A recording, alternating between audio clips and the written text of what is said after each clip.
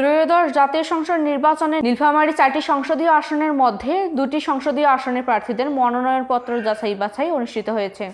বৃহস্পতিবার নীলফামারী জেলা রিটার্নিং কর্মকর্তার কার্যালয়ে সকাল 10টা থেকে বিকেল 5টা পর্যন্ত নীলফামারী 1 ডোমারডিমলা আসন ও নীলফামারী 2 সদর আসনে দাখিলকৃত মোট 17টি মনোনয়নপত্র যাচাই বাছাই শেষে 3টি মনোনয়নপত্র বাতিল করে 14টি মনোনয়নপত্র বৈধ ঘোষণা করা হয়।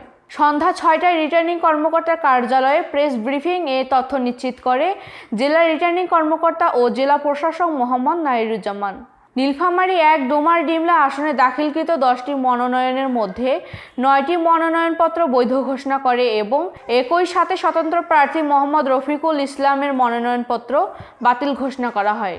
বৈধ প্রার্থীরা হলেন বিএনপি জোটের শরিক দল জমিয়তে উলামায়ে ইসলাম বাংলাদেশ, মঞ্জুরুল ইসলাম আফেন্দি, বাংলাদেশ জামায়াতে ইসলামীর আব্দুস সাত্তার, জাতীয় পার্টির প্রার্থী মেজর অবসরপ্রাপ্ত তসলিম উদ্দিন, বিএনপি সিরাজুল ইসলাম, ইসলামী আন্দোলনের আব্দুল জলিল, খেলাফত মজলিসের মোহাম্মদ সাদ্দাব হোসেন, বাসদ মার্ক্সবাদের মোহাম্মদ রফিকুল ইসলাম, জাতীয় পার্টির জেপির মখদুম আজম মাশরাফি এবং বাংলাদেশের ন্যাপ প্রার্থী জেবেল রহমান গানী।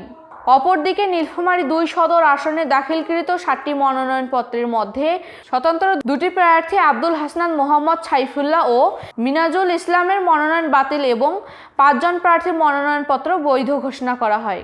বৈধ প্রার্থীরা হলেন বিএনপির শাহরিন ইসলাম চৌধুরী তুহিন, জামায়াতে ইসলামীর আল ফারুক আব্দুল লতিফ, ইসলামী আন্দোলন বাংলাদেশ হাবিবুর ইসলাম, খেলাফত মজলিসের সারোয়ারুল আলম বাবু এবং বিএনএফ প্রার্থী সিরাজুল ইসলাম। জেলা রিটার্নিং কর্মকর্তা জানান, স্বতন্ত্র 3 প্রার্থী মোট ভোটারের 1% ভোটারের স্বাক্ষর তালিকায় কয়েক ভোটারের জনরের স্বাক্ষর না থাকায় ওই 3 প্রার্থীর মনোনয়নপত্র বাতিল করা হয়েছে। ওই 3 প্রার্থী চাইলে নির্বাচন কমিশনে আপিল করতে পারবেন। শর্ট মোহাম্মদ নাইরুজ্জামান, জেলা রিটার্নিং কর্মকর্তা ও জেলা প্রশাসক নীলফামারী।